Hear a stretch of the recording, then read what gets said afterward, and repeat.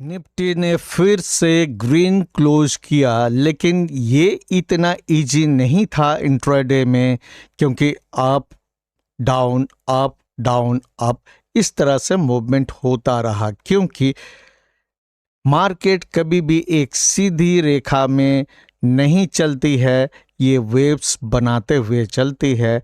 और Elliott wave में fractal के अंदर में और फ्रैक्टल, उसके अंदर और फ्रैक्टल, इस तरह बनते रहते हैं।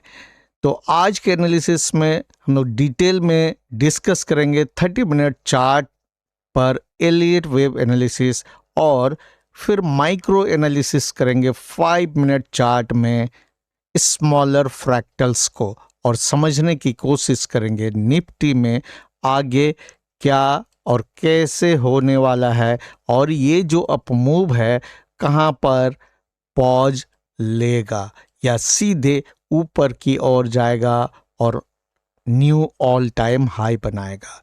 तो डिटेल एनालिसिस के लिए वीडियो को अंत तक देखना सुनिश्चित करेंगे, और इसके पहले के 2-3 वीडियोस को जरूर देख लीजिएगा ताकि आपको कॉन्टेक्स्ट समझ में आए। चलिए शुरू करते हैं। सबसे पहले 30 मिनट चार्ट पर Elliott wave analysis. Nifty 30 minute chart को ध्यान से देखिए। इसमें मैंने आपको बताया हुआ है कि 2 अप्रैल को 5 का 2 कंप्लीट हुआ, और उसके बाद 5 का 3 अपने फ्रैक्टल्स बना रहा है। मैं थोड़ा धीरे करके बोल रहा हूं ताकि आपको समझ में आए कि मैं क्या बताना चाह रहा हूं।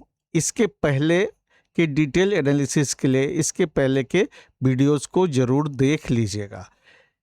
2 अप्रैल से आप यहां देखिए 26 अप्रैल तक 5 के 3 का पहला फ्रैक्टल 1 बना, और उसके बाद ये 2 बना, इस 5 के 3 का 2 बना, और ये बना WXY बनाते हुए।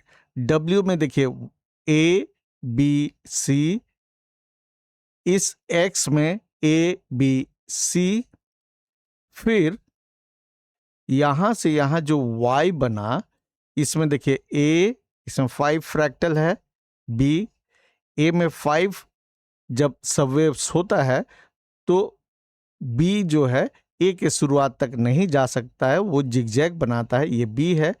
फिर C यहाँ पर एक एंडिंग डायगोनल बनाया। C हमेशा 5 सबवेव स्ट्रक्चर होता है, ये मैंने कई बार आपको बताया हुआ है।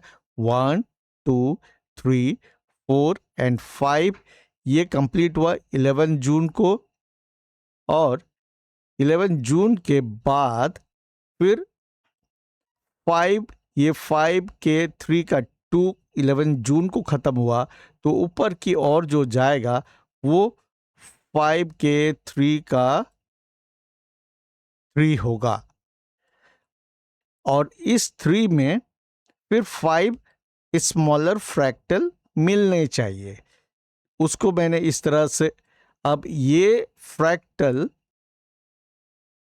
अभी वो कंप्लीट बन रहा है या फिर ये इस फ्रैक्टल के अंदर का फ्रैक्टल 1 बन रहा है, ये आने वाला समय बताएगा। क्योंकि मैं अभी आपको 30 मिनट चार्ट पर बता रहा हूं। जब स्मॉलर टाइम फ्रेम में करते हैं तो छोटे छोटे फ्रैक्टल्स देखने को मिलते हैं। इसमें देखिए 1 2 कंप्लीट है, और ये जो 3 है ये सेम डिग्री में ये 3 एक्सटेंडेड है।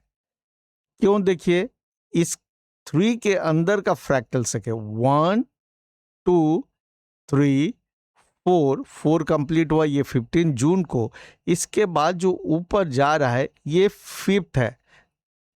यहां इस वाले लाइन को देखिए, यहां पर ये 5 है। ये 5 जो है फिर कंप्लिकेट कर रहा है, ये जिसके कारण हम लोगों को थोड़ा कंफ्यूजन हो रहा था।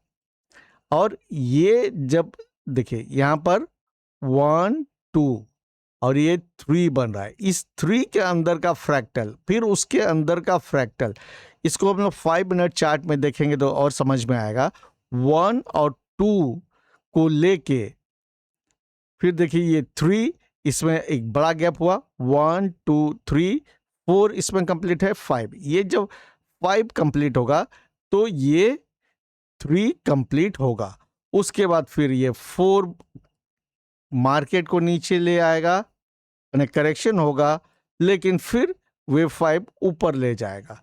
तो ये जब कंप्लीट होगा तो ये कहाँ कंप्लीट होता है, उसके बाद हम लोग सोचेंगे कि क्या ये पूरा 3 कंप्लीट कर रहा है या फिर 3 का 1 कंप्लीट हो रहा है।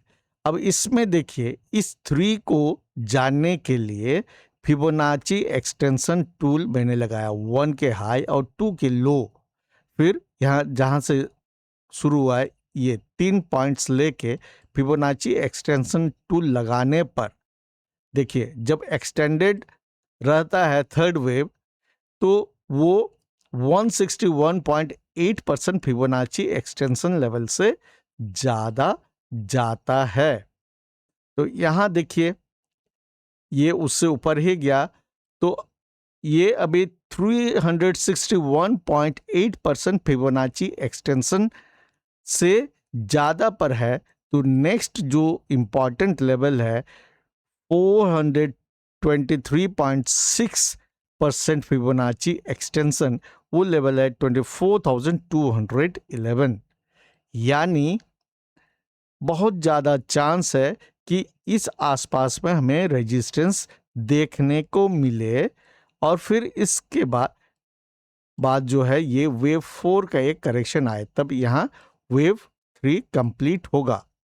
5 मिनट चार्ट में जाने के पहले आप इस 30 मिनट चार्ट में भी थोड़ा देख के अंदाजा लगा सकते हैं। वेव 4 यहाँ कंप्लीट हुआ, इसके बाद वेव 5 देखिए 1 2 3 4, यहाँ जो करेक्शन हुआ 17 जून को, ये वेव 4, इसके बाद ये ऊपर गया वेव 5। तो वेव 5 यहाँ से यहाँ तक वेव 5 अगर होता तो ये करेक्शन डीप होता।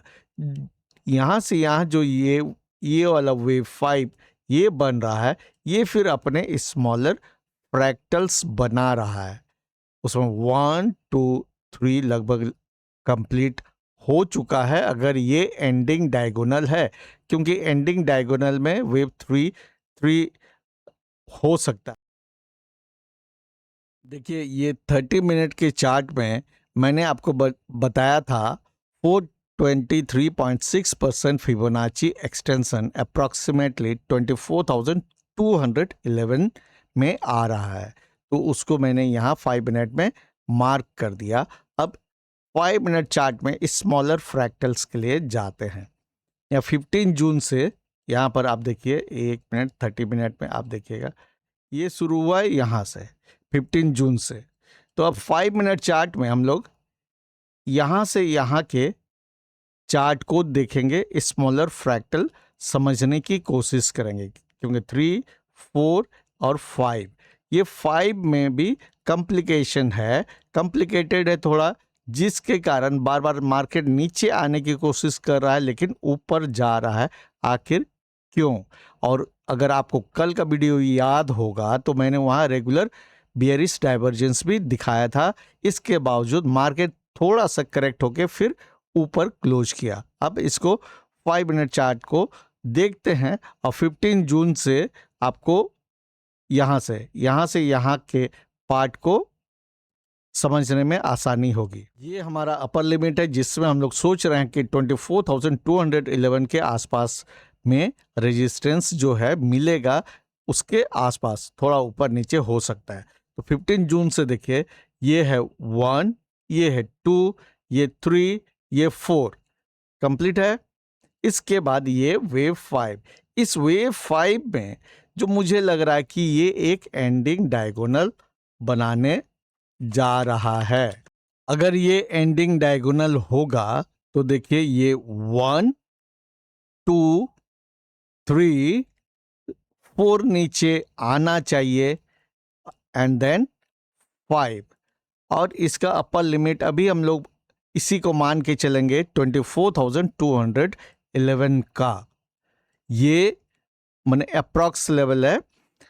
तो कल का मार्केट ध्यान से देखना जरूरी है, क्योंकि एंडिंग डायगोनल में 3 3 3 3 इस तरह से सभी वेव्स 3 हो सकते हैं।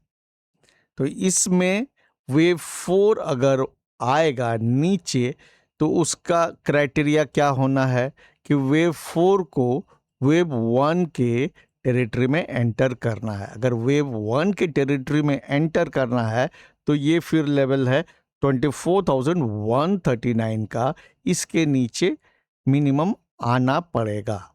और नीचे ये जो है वेव 2 24,038, ये उसका लेवल है जहां ये नीचे ब्रेक नहीं कर सकता है। अगर ये एंडिंग डायगोनल बन रहा है तो वेव 4 वेव 2 के नीचे नहीं जाएगा। This is rule of Elliott wave theory ending diagonal के लिए। तो कल का मार्केट इंपॉर्टेंट होगा। अगर आज के हाई को बहुत ऊपर नहीं ब्रेक करता है और ये यहाँ रेजिस्टेंस लेता है तो डाउनसाइड के लिए फिर आप तैयार रहिएगा। लेकिन ये अपमूव का करेक्शन है, इस पर ध्यान रहे। उसके बाद फिर ये वेव 5 के तौर पर ऊपर जाएगा और इस तरह से फिर इस 30 मिनट चार्ट में आइए, ये वेव 3 कंप्लीट होगा। ये वेव 3 जब कंप्लीट होगा फिर वेव 4 आएगा, वो आने वाले समय में हम लोग डिस्कस करेंगे। तो उम्मीद है आज के इस डिटेल एनालिसिस से आप निफ्टी के प्रैक्टल को समझ चुके होंगे। गारंटी कुछ भी नहीं है एनालिसिस का, और ट्रेडिंग के लिए analysis is not very much important. वो आपको लाइव मार्केट में डिसीजंस लेने होते हैं, and for the consistency you have to learn and apply risk management and trading psychology. तो keep learning and stay safe. मिलते हैं अगले वीडियो में।